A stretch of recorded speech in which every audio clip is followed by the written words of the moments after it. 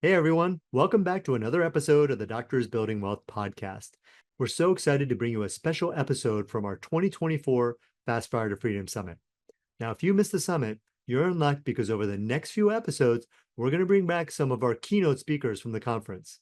Today, we're excited to welcome a true expert in the real estate investing world, Jay Scott. Now, if you're not familiar with Jay, he's a former tech executive who started investing in real estate in 2008.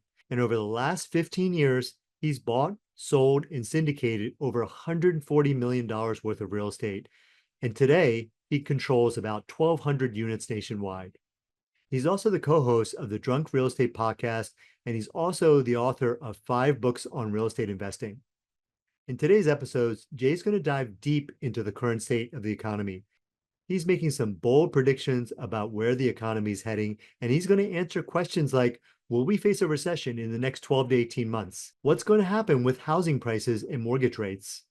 So if you're wondering where to invest, whether real estate can still be a winning strategy, and what to do about those high mortgage rates, this episode is packed with data-driven insights. Now be sure to listen to the end because Jay shares some powerful advice on how real estate might still be your best bet and how inflation could actually work in your favor as an investor. Okay, with that, here's Jay. Well, welcome everybody, and thank you for joining today. I'm going to be talking today about the state of the economy. And so I am a real estate guy, I'm a former business guy, engineer, MBA, but my passion is economics, and I write a lot about economics, I read a lot about economics, I speak a lot about economics. And so today I want to talk a little bit about the economy, and specifically I want to talk about 3 predictions for where I think some important things are headed. And we'll talk about what those 3 things are. And I have a lot of slides today, so I'm going to go through them quickly.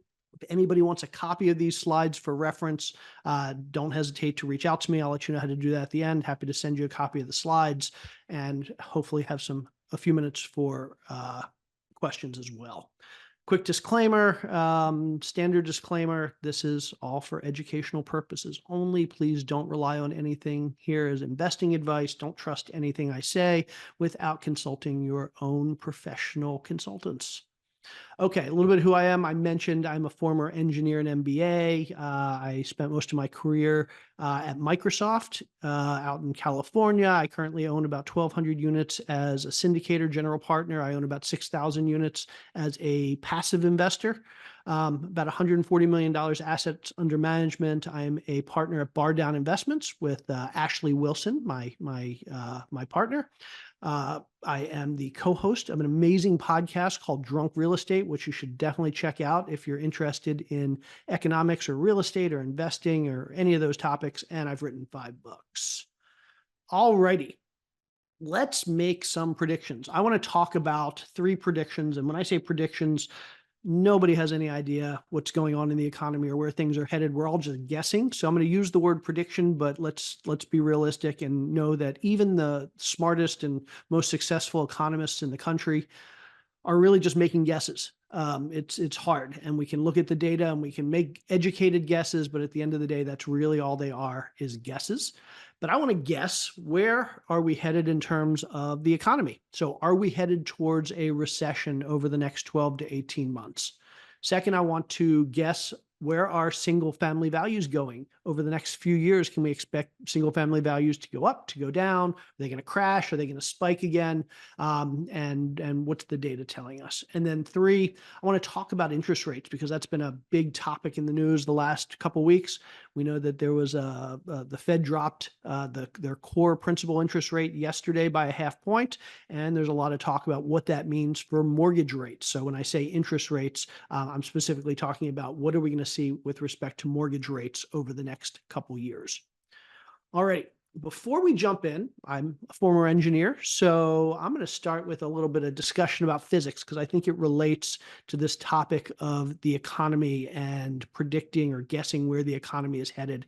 And let's pretend, if anybody here has flown on a plane or flown a plane maybe, you realize that planes can move in different directions. They can go up, they can go down, they can go forward. In some cases, they can even go backwards. And what determines whether an airplane is going to go up or down or forward and how fast, or backwards and how fast, is the different forces that are acting on it. So, for example, all airplanes, as well as everything else on the planet, is subject to gravity. And so weight is going to be a factor, and weight is always going to be pulling an airplane down. Gravity is always going to be pulling an airplane down. There are actually a couple other forces that pull airplanes down as well. But there are other forces when you're flying an airplane that push the airplane up, lift specifically. Wings generate lift. What determines if an airplane is going to go up or down? Well, which force is stronger? Is lift stronger than gravity or the weight of the plane? If so, the airplane is going to go up. If not, the airplane is going to go down. Likewise, forward and backwards. We have thrust that the engines generate. We have drag that's generated by air resistance. What's going to determine whether the airplane moves fast through the air or slow through the air? Well, it's going to depend on which force is acting the hardest and at what amount. Same way when we talk about the economy. Same way when we talk about single family home values. Same way when we talk about mortgage rates. There are forces that act on all of these things, lots and lots and lots of forces. In fact, we can't even name all the forces. We can't measure all the forces. But what we can do is we can look at what the biggest forces are acting on each of these things. We can try and assign, I guess, a general value to that force, how strong that force is, and is it pushing these things up or down? So, for example, the economy. There are forces that are going to be pushing the economy down towards recession. There are going to be other forces out there that are pushing the economy up into an expansion and growth. Which of those forces are acting harder? And so when we talk about some of the forces today and we think about how hard those forces are acting on things like the economy and on interest rates and on single family housing values, it gives us an idea of where we can expect those to move. Because again, the forces that are acting the hardest, the forces that are impacting the most, are the ones that are likely going to be driving those things in a certain direction. So with that in mind, let's jump into, are we headed towards a recession? And I want to start by talking a little bit about some of the forces that we see that are pushing the economy down towards recession, and also some of those forces that are buoying the economy up and actually pushing it towards getting a little bit stronger. So let's start with some good news. So inflation. If you were around about 2 years ago, and I'm sure most of you were, and paying attention, you know that inflation went up to about 8, 9%, depending on the measure of inflation that you used. It wasn't a good time. Prices were going up very, very quickly. And I'm not saying things are great today. Prices are still high, and we'll get to that in a few moments. But the reality is that the rate of change, the rate of increase of inflation has come down considerably. Instead of prices going up at 10% a year like they were a couple of years ago, these days we see prices going up at about 3% a year. Now, you might think 3% a year is still really high. And as a consumer, we all think anything over zero is going to be high. We don't want prices to go up. We'd rather prices go down. But for various reasons that I'm not going to go into today, but for various reasons, we like inflation to be over zero. We like prices to go up a little bit. So how much is a little bit? What's a good number? Well, we feel 3% is too high because the Fed has told us that their target is 2%. But if you look at the historical average of inflation over the past 70, 80 years, what we see is that on average, we see about 3% inflation per year, actually about 3.1% inflation per year going back about 80 years. That's right about where we are today. In fact, we're just under that 3% mark of the historical average. So while I know prices are high, we're not happy with what happened the last couple of years. The reality is that as of right now, we're in a good place, relatively speaking, with inflation. Inflation prices are growing at under 3% a year, which is lower than the historical average. By the way, quick piece of trivia that I find to be interesting. We all know, or many of us know, that the Fed has said that they want to set the inflation target at 2%. We want to be around 2%. You might wonder, why did they say 2% instead of 3%, since that's the historical average? Well, the reality is they didn't say anything about where they wanted inflation to be until about 10 years ago. And about 10 years ago, they set that 2% target for inflation because inflation was actually a lot lower than 2%. And again, inflation being too low for various reasons can be really bad and really dangerous for the economy. And the Fed was concerned about inflation being too low about a decade ago. And that's when they came out and they said, we're targeting 2% inflation to get inflation up. So they actually probably would have been happy with a higher inflation rate back then, but they said 2%. And so that's the number that's kind of stuck in the American psyche. But the reality is that we're normally seeing about 3% inflation per year, right about where we are today. Next piece of good news, we have this thing called GDP, or gross domestic product. That's the total output of the economy. And on a given year, the economy is outputting or generating about $25 trillion. And every year we want to see that number go up, because if that number is not going up, the economy is not growing. If we generate $25 trillion in output this year and $25 trillion in output next year, that's a big failure. No growth is bad for the economy. What we want to see, and what we have seen on average, is somewhere around 3% a year. Now, if we see 2%, that's not horrible. We're going to see some years more than 3, some years less than 3. But if we're around 3% a year in growth, that's about where we want to be to see continued expansion and staying out of a recession. Over the last 4 quarters, 3 of those quarters, we've been at or above that 3% target, which is fantastic. Even a couple quarters earlier, we were above 2%, which was fine. We had one bad quarter earlier this year, but still positive growth. And the average being close to that 3% target is a very good sign. That's a force pushing the economy up, keeping us out of recession. Next, what are these upward forces? What have they done for us over the last couple of years? Well, if you own any hard assets, you know that the stock market has done tremendously well. Real estate has done tremendously well. As of the last reading in July, we had the highest nationwide, on average, the highest real estate prices in history. And if you're a precious metals investor, you know that gold has been going through the roof lately. Hard assets have been doing really, really well. It's not all good news, though. We talked about inflation, and we talked about the good news being inflation came down to 3%, and that's great. We only have prices going up 3% a year. Hopefully, wages are going up more than 3% a year. But the problem there is that 8-9% inflation that we saw 2 years ago and 6% that we saw last year, that doesn't go away. Prices haven't gone down. They've just started going up more slowly. And the increase in prices that we've seen over the last couple of years is probably around for good. And so that's bad. Prices staying high is bad. Now, there's another bad thing, specifically when it comes to high prices, and that's that high prices eat away at our savings. And low savings by Americans is a very bad downward force. When we see a low savings rate, it basically says that Americans are getting ready to get into trouble paying their bills, paying their mortgage, paying their car loan, being able to buy food, being able to buy other commodities like clothes and medicine and things like that. And when Americans are struggling to buy those things, it has a ripple effect on the economy that can easily push us into recession. Currently, the savings rate is down around 3%. This is about the lowest we've seen in history, with the exception of one period, which was the few years leading up to 2008.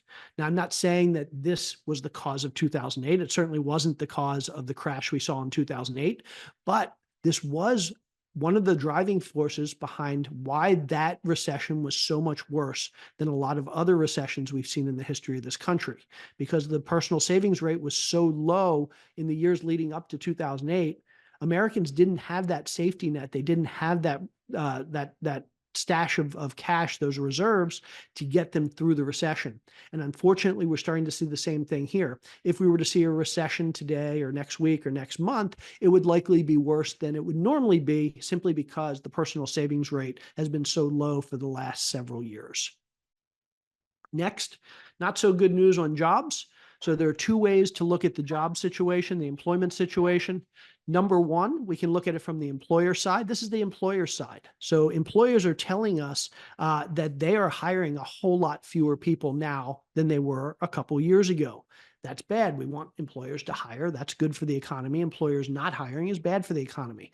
But it's not just the employer side. We can also look at it from the employee side.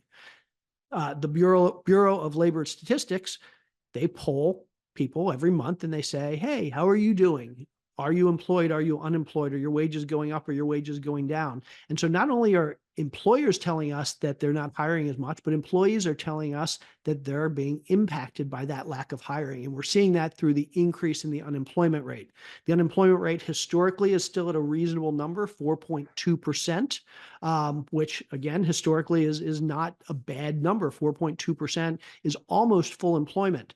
The problem is that that number has increased so drastically over the last 6 to 12 months that it could cause some issues in the economy. And we'll talk about that in just a moment.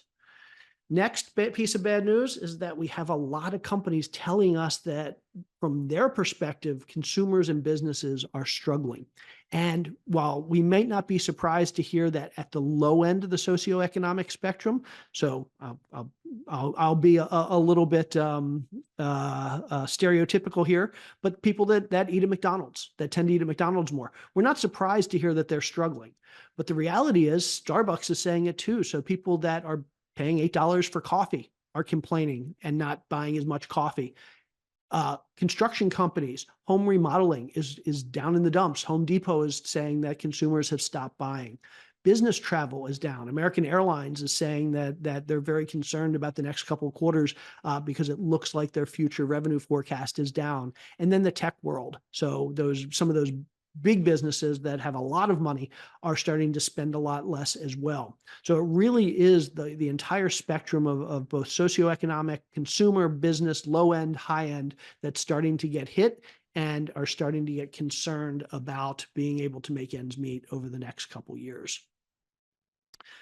Okay, we have all of this data, but there's two other pieces of data that I think are really important for this conversation.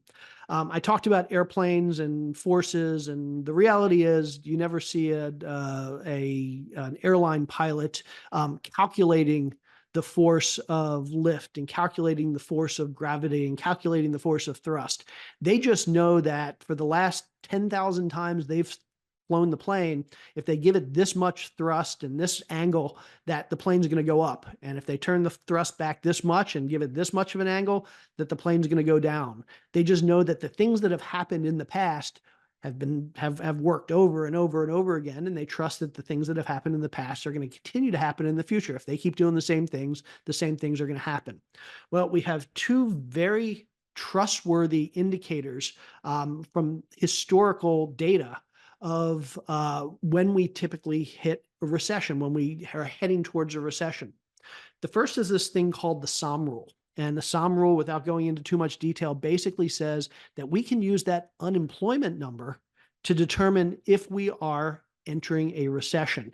And the way we do that is instead of looking at what the unemployment rate is, again, I told you 4.2% is not that bad of a rate. That's where we are today. But what this rule tells us is that it's not so much the unemployment rate that we care about, but it's the change in unemployment rate. It's the increase in unemployment rate over the last 12 months. So we calculate the SOM rule by saying, over the last 12 months, what was the lowest point in the unemployment rate and what is it today? And we take that difference. So is it 0.1% higher than it was at the lowest point in the last 12 months, 0.2%, 0.3%? Well, what we learn is that if that number gets over 0.5% or 0.5 point, if the current unemployment rate is more than 0.5 point above the lowest point in the last 12 months, it is the single best indicator that we are entering a recession. And so here is that 0.5 point line. Here's that at any given time, how far above the 12-month low we are. And what you'll see is these gray bars are recessions. What you'll see is every single time we've gotten above this red line, above 0.5%, we enter into a recession.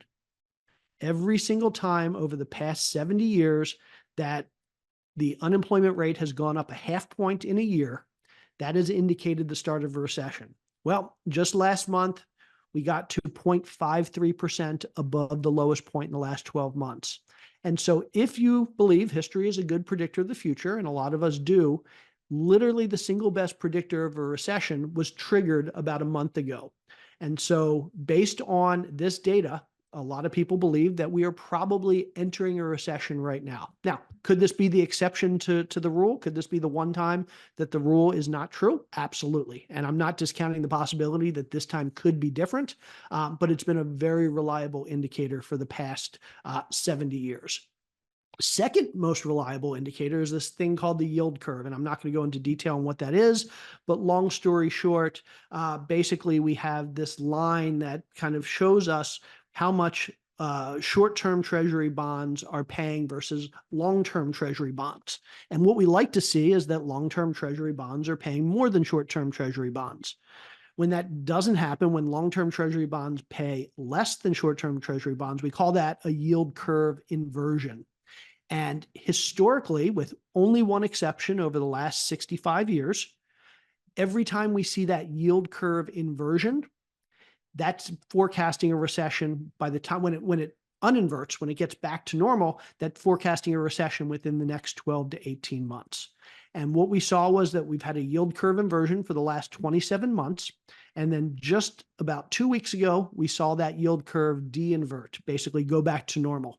And so again, with one exception, every time we've seen this over the past 70 years has told us that we are within 12 to 18 months of a recession. So if you put these two historical rules together, the SOM rule, the yield curve de-inversion, it's a good indication that historically speaking, the conditions that we're seeing today are indicative of us either entering a recession or maybe even currently being in a recession. Finally, we have an election coming up. And I know people like to say elections have consequences. Unfortunately, and I apologize if I'm offending anybody here, but unfortunately, I think this election is going to have consequences no matter who wins. From an economic standpoint, both candidates, assuming that they're able to carry out the economic platform that they're projecting, that they're talking about, I think is going to be bad for the economy. So on the Harris side, we're likely looking at significant business regulation. We're likely looking at increased taxes, and she's made no indication that she's going to decrease spending. So it's very likely that we're going to consider or going to continue running at tremendous deficits like we have been for the last 6 or 7 years. On the Trump side, well, he's promised us tariffs on imports, which would have a tremendously negative impact on inflation. He's talked about deporting low-wage workers, which, regardless of what your thoughts are on immigration, would have a big negative effect on production, specifically in the agricultural sector, and would be a drag on the economy. And again, he has made no indication that he's going to decrease the spending that we've seen over the last 6 or 7 years, leading us to believe that we're probably going to be running significant deficits if he were to win as well. So if Harris wins, I think there's a very high likelihood of an economic slowdown with a almost as high likelihood of inflation. If Trump wins, I think we have a very high likelihood of inflation with an almost as high likelihood of an economic slowdown, assuming they're able to implement their economic plans, assuming they actually implement the plans that they're telling us they plan to implement. I'm hopeful that they will both put, or whoever wins will put some smart advisors around them who will kind of discourage them from making bad decisions, but I guess we will see. But if they do what they say they're going to do, I'm not very confident about the trajectory of the economy over the next couple of years. Okay, so let's talk about the takeaways, kind of judging all these forces that we have on the economy up and down. My takeaways are, one, there's still some strong economic indicators, and the Fed lowering rates yesterday and their indication that they will continue to lower rates over the next 6, 12, 24 months will likely buoy the economy for a little while longer. But I believe that we are in the very early stages of a recession. Maybe we're staving it off. Maybe it's been around for a little while and it just hasn't progressed to the point where it's obvious. And certainly what we're seeing is a big wealth gap, where some Americans are continuing to do very well, those who own hard assets, and other Americans are struggling considerably. So definitely where you fall in the socioeconomic spectrum is going to impact your perception of whether we're in a recession or not.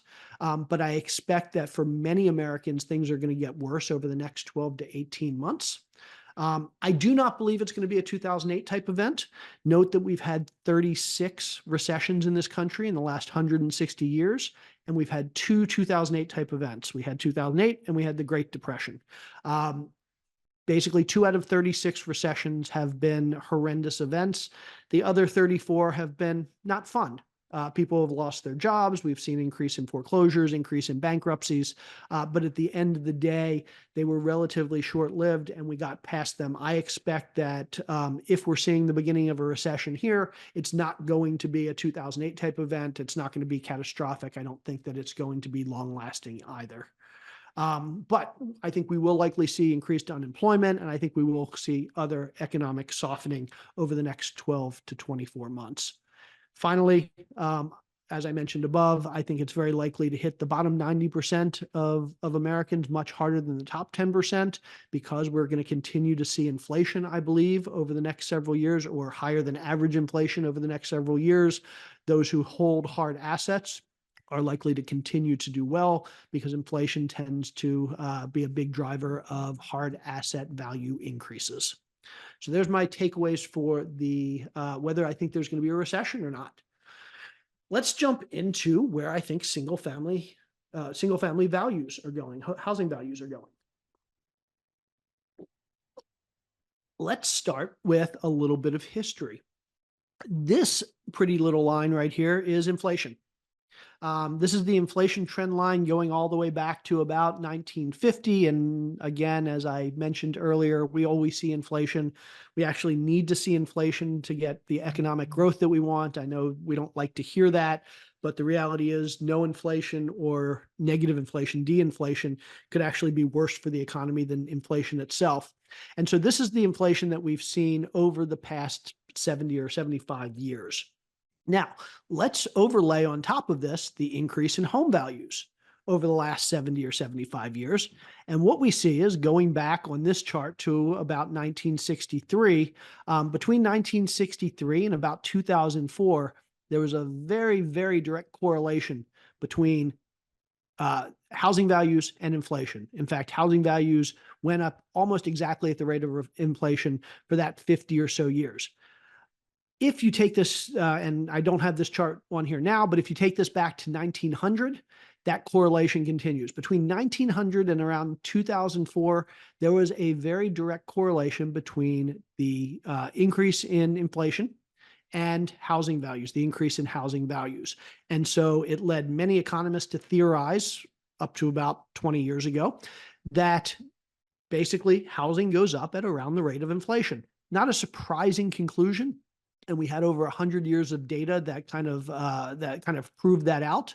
But then in 2004, we started to see housing values run away from inflation. That those two lines started to diverge, and housing went up much higher than the rate of inflation. And not surprising to those economists that said housing and inflation are correlated, that they're linked. Not surprising, around 2007, 2008, we started to see a crash in housing prices. And by 2009, we saw housing prices crash all the way back down to the values that we would expect. We crashed all the way back down to that inflation trend line. And it stayed there for a couple years. And then in 2013 or so, we saw housing values start to increase much faster than inflation again. And what we're seeing today is that housing values are well above the inflation trend line, even more so than in 2008. And I don't think this surprises most people. We can look around and see that housing is tremendously overvalued, or when I say overvalued, tremendously has run up considerably. It's not for me to say if it's overvalued or not. The market determines that. But certainly we've seen a huge run up, even dwarfing the run up that we saw in 2003, 4, 5, 6, and 7. So the question is, are we going to see a crash back down to the trend line over the next several years? Are we going to see a 2008 type event? So projecting out the inflation over the next couple of years, which I think will probably be about historical, maybe a little bit higher. One of the possibilities is that we're going to see housing prices do this. Just like in 2008, 9, and 10, we're going to see housing values crash back down to that trend line, getting us back to the historic trend line where everything starts over and we continue on. That's one possibility. Another possibility is inflation continues on, but instead of housing values crashing back to the trend line, we may just see housing values stay flat up and down a little bit over the next, I believe, 5 to 7 years until inflation catches up with housing values. Basically, housing stays the same, inflation continues, and those lines meet again at some point in the future, somewhere between 5 and 10 years from now. So what is it going to be? Are we going to see a crash back down to the trend line? Are we going to see a flattening of housing prices for the next however many years? Are we going to see something in between? Or are we going to see something even different where housing values continue to go up and move away from the trend line? Well, to figure that out, let's look at some of the forces that are in play right now. Number one, we have very limited supply of houses. Why do we have a limited supply of houses out there? Why aren't people selling their houses? Well, this chart reflects the average interest rate of Americans right now for their mortgage, their average mortgage rate for those Americans that hold a mortgage. And what you'll see is that about 72%, I believe the number is, of mortgage holders in this country have a mortgage right now of 4% or less. If you have a 4% mortgage right now with housing values where they are, you don't have a lot of incentive to sell your house, get another mortgage at 6 or 6.5%, and have to buy an overpriced house. And so a lot of Americans who have lower priced mortgages, and that's again the vast majority of those of us who have mortgages, we're not going to sell anytime soon unless we absolutely have to, unless we have to move for a job, unless we're getting foreclosed on or we can't pay our bills. If we have any choice, most of us are not going to be selling anytime soon. And for that reason, we're going to see a very limited supply of houses on the market over the next couple years, unless we see interest rates come down considerably to encourage people to actually sell so they can buy something with a new low interest rate. Next, most of us have equity in our houses. So of all the people that own houses in this country, 98% have some amount of equity in their house. Only 1.8% of people in this country are underwater on their properties.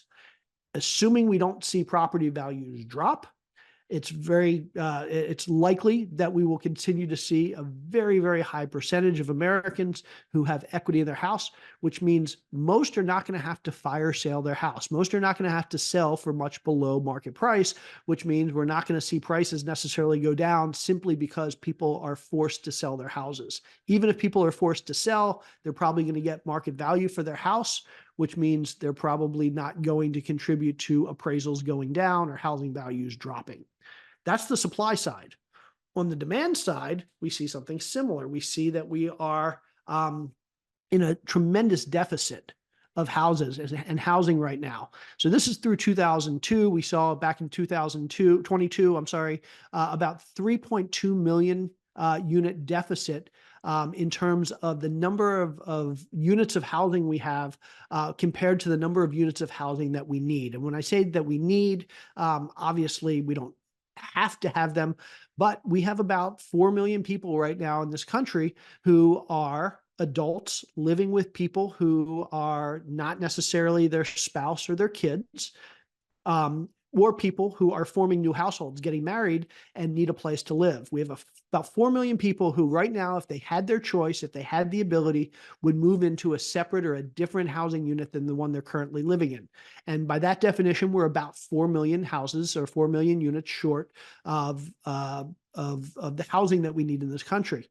If you look at the data, and I didn't put it here, I already have too much data here, but if you look at the data, we're seeing very little building these days, mostly because the high cost of labor and materials. We're seeing very few permits being pulled to build new housing, new multifamily housing, or even single family housing.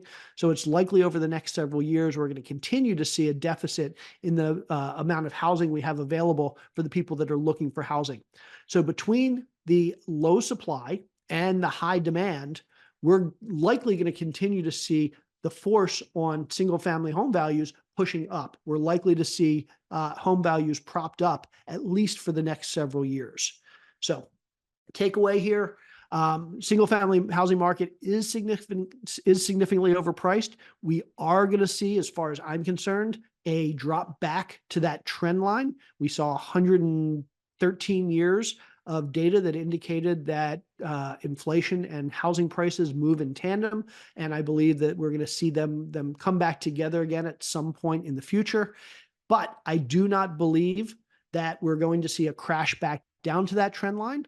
I think what we're going to see is that housing prices are going to be propped up for the next 5 to 7 years, during which time we're going to see the inflation trend line catch up, and they will meet up again at some point in the future. Um, Again, I believe we're going to see at least 5 years of relatively flat housing values. Now, this doesn't mean that we're not going to see a few percent up or a few percent down. Things are going to change, but I do believe that in 3 or 5 or 7 years from now, prices are going to be relatively the same as what they are today. Now, the biggest risk to this prediction is that if we do see a significant recession that leads to super high unemployment, leads to high foreclosures, basically a 2008 type event, obviously, all of this is out the window. And if that happens, I think the government's likely to step in. But I think if we see a traditional mild recession, the type of recession that we see most of the time in this country, then we are likely to see housing being recession resistant during this cycle. I think it's likely that we will not see housing drop during this cycle, but I also don't think we're going to see housing increase tremendously over the next 5 years. Finally, let's talk about interest rates, and specifically, I'm talking about mortgage rates. So we know the Fed dropped their interest rate yesterday a half point. A lot of people talking about the fact that if the Fed continues to drop interest rates, we're going to go back to seeing mortgage rates back where they were a couple of years ago at 2% or 3% or 4%. Is that true? Well, let's look at the data. In a normal world, we have these things called mortgage rates, and mortgage rates are directly related to these things called MBS yields. MBS is an acronym for mortgage-backed security, and it's basically big institutions trade bunches of mortgages back and forth with each other. And mortgage rates and MBS yields are kind of the same thing. That's the what an investor could buy an MBS bond for, is basically what they would get in terms of return on that bond is basically what the mortgage rate would be. And in the finance world, what we typically see is that we have these 10-year treasury bonds, and there's a spread between the 10-year treasury bond and MBS yields. So a treasury bond is a very low risk investment, because it's backed by the government. It's basically debt that the government has sold, and the government pays interest, and it's literally the lowest risk investment on the planet. The US dollar would have to absolutely collapse. Our economy would have to collapse before treasury bonds didn't pay. And so 10-year treasury yields are the lowest risk investment on the planet. Then we have these MBS yields, which are a higher risk investment. These are mortgages that investors are buying, and there's some spread, and it's a typical spread that we see between 10-year treasury yields and mortgage bonds. Investors are willing to pay are willing to risk buying mortgage-backed securities if they can get a higher return than they would get on treasury yields. Well, how much higher return does an investor need to get on a mortgage-backed security for them to invest in that versus a 10-year treasury? Well, historically, this is what those two curves look like. So the blue curve is mortgage-backed securities, or mortgage rates, and the red curve is 10-year treasury bond yields. And so what you'll see is as one moves up, the other moves up. As one moves down, the other moves down, because again, investors say, I need some amount of additional return for me to be willing to invest in that higher risk asset. I can invest in that low risk red asset, that red line right there, for a low return, or I can invest in the higher risk blue line asset if I get a higher return. And historically, the difference that an investor would need to invest in that higher risk return is this. So if you subtract that red line from that blue line at any given point, you get a number somewhere between around 0 and, well, for the most part, around 0 and 4. Historically, that number averages right around here, right about 1.6%. So what we typically see is that an investor is going to be willing to invest in that higher risk security if they can get at least 1.6% more than they can in that lower risk security. So in the finance world, what we typically see is that the difference between the 10-year treasury yield and mortgage rates is about 1.6%, again, historically. Stay with me here. Next, we have this thing called the federal funds rate. This is the rate that the Fed, the Federal Reserve, sets. This is the rate that went down a half point yesterday. And historically, we see a relatively consistent delta between the federal funds rate and 10-year treasury yields. And if we go and look at the historical data, and we subtract the 10-year if we subtract the federal funds rate from the 10-year treasury, what we see is the difference between those two falls somewhere right around here, or historically speaking, about 1.4%. In other words, historically speaking, we expect the 10-year treasury yield to be about 1.4% above the federal funds rate. Fun fact, it's actually lower today, but that's because weird things are going on. But in a normal world, the federal funds rate is about 1.4% below the 10-year treasury yield. So put these two together, and what you find is that the difference between the federal funds rate, the rate that the Federal Reserve sets, and typical mortgage rates is about 3%. Historically speaking, you could guess what the mortgage rates were, the 30-year fixed mortgage rate was, by taking the federal funds rate that the Fed had set and adding about 3%. And that was a pretty good indicator of what mortgage rates would be. So if we want to know what mortgage rates are likely to be 6 months down the road, or 12 months, or 10 years down the road, the best way to figure out what mortgage rates are likely to be is to figure out what the federal funds rate is going to be, to figure out what the Federal Reserve is going to set that core interest rate at, and then add 3%. So let's take a look at the federal funds rate. Where do we think the federal funds rate is going to be over the next several years? This is a thing called the Fed dot plot. So every quarter, the Federal Reserve, there are 19 members of the Federal Reserve Committee that sets interest rates, and every quarter they all take a guess. And they're not voting. This is just their guess of where interest rates are likely to be over the next couple years. And so what we can see is by the end of 2024, the bulk of the Fed members believe, or the average of the Fed members believe, that we're going to be somewhere between 4.25% and 4.5%. So another quarter point down from where we are today. They believe interest rates are going to drop even further in 2025, and we're going to get somewhere between 3.25% and 3.5%. They also believe that by 2026, we're going to be somewhere between 2.75% and 3%. And going long term past 2027, we can expect the federal funds rate to be somewhere around 2.75%. Now, they don't know that that's the case. A lot of things can happen between now and 2027. A lot of economic conditions could warrant interest rates to go higher than that or lower than that.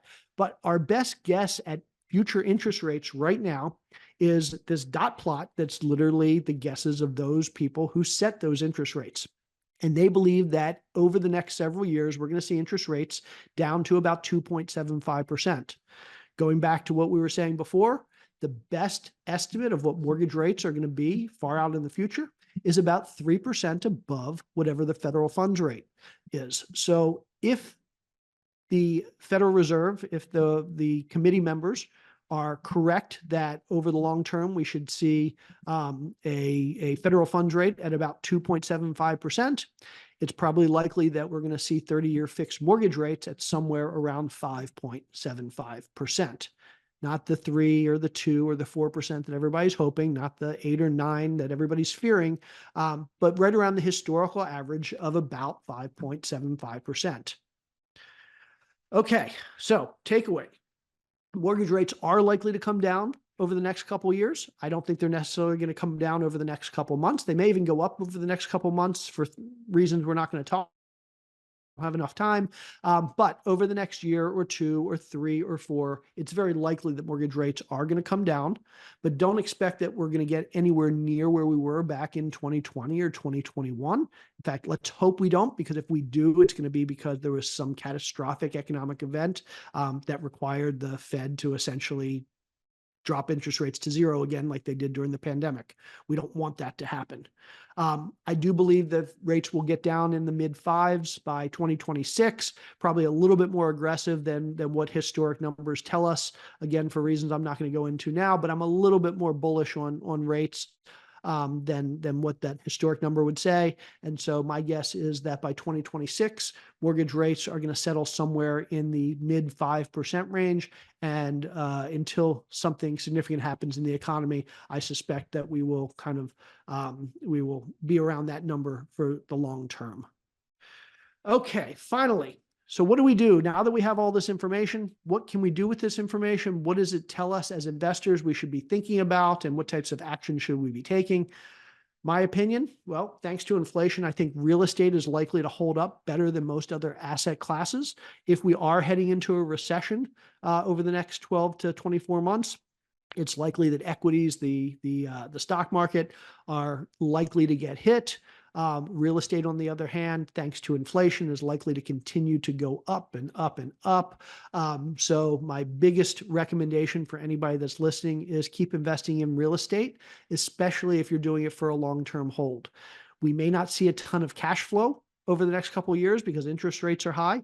We may not see a lot of growth over the next couple of years because I don't think we're going to see real estate values go up tremendously. The thing we are going to see is that if you buy a property today and you get a loan on it, over the next couple of years, you're going to be paying down that loan, or better yet, your tenants are going to be paying down those loans.